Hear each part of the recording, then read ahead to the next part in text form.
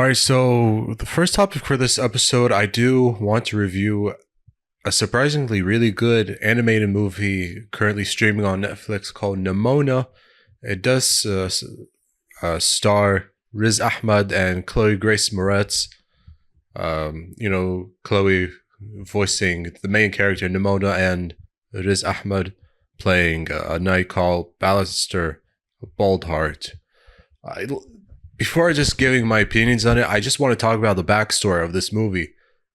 The whole concept, like the project originally was in production like way back, I think in 2015, because around that year, or even the year after that, there was a graphic novel from N.D. Stevenson, and that's where the idea for this animated movie came from. Now, Blue Sky Studio, they were initially in charge of animation production for this movie. And so when it was announced, I think in maybe around that time, and then it was almost done, maybe in 2021, or I think like it was 75% done. So 2019, we all know about Disney buying 20th Century Fox film and television IP properties, right? So when Disney shut down Blue Sky Studios in 2021, like that meant that Nimona was canceled. So it didn't seem like this movie would ever come out again.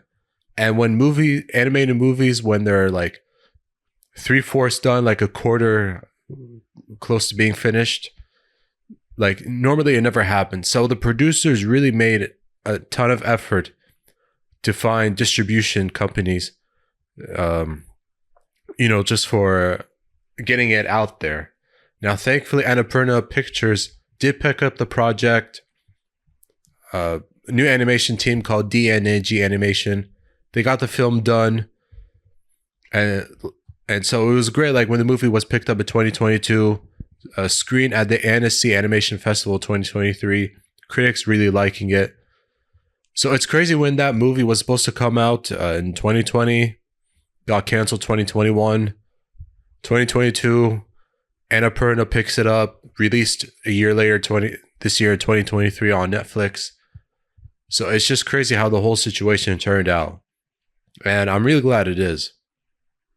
It sort of goes with the familiar tropes of two main characters who are sort of misfits, try to find common ground in one another, because the point with Ballister Boldheart, he's accused of murdering the queen when there was a ceremony of knighting him and his comrades, and suddenly his sword lights up and kills the queen, and it was just simply called the city. Now, I did like the main setting. It's kind of like a mixture of this sci-fi cyberpunk look with civilians with medieval civilians with knights and so forth. It's kind of a nice mix. It's a great take, And so all of a sudden they find each other's presence and they cooperate just to clear his name and so forth.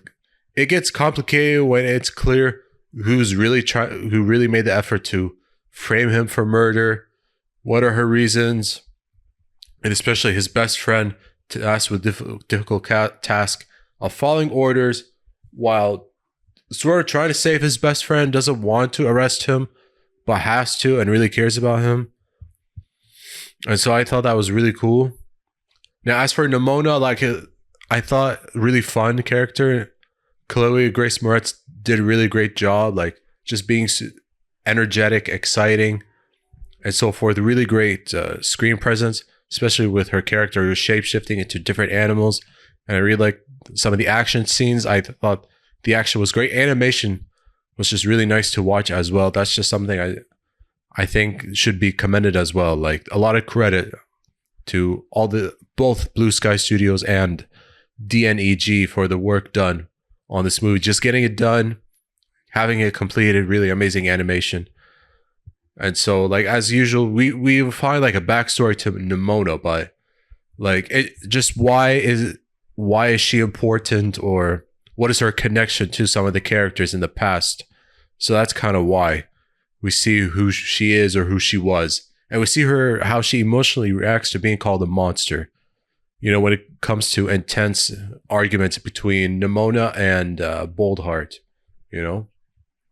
So I thought that was kind of cool. Try to be like a crime fighter sort of way. Now, this director is sort of like an antagonist. She doesn't want like commoners to be knights, and she would believe like it would have started a downfall and so forth. So her reason understood, but execution poorly, I guess. But I mean, like, one of the things that I also liked about this movie, colorful. The facial animation is very expressive. That's really nice to see, as well. That also fantastic. Just a quick thing. One of the characters, actually two of them, they were actually, this movie did include more diversity with LGBTQ plus as well. So the fact that there is LGBTQ plus character in the movie and being streamed on Netflix, if it was streaming and not in theaters, it would have been banned in theaters, and at least in the MENA regions. So, I mean, the fact that Netflix, more than willing to include, I mean, that's really great for them, great for everyone involved. And still, this is a fantastic movie. I mean, look, let me say this. As of this moment, I've yet to see Elemental. I haven't been too interested for some reason. I mean, I know someone who did watch it. He really liked it.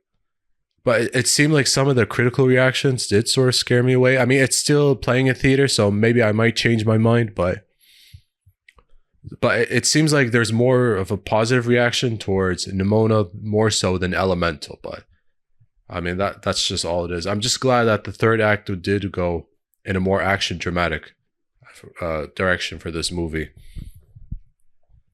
And yeah, like as expected, a happy ending. But this movie in general, I mean, it's just fun. It's just entertaining.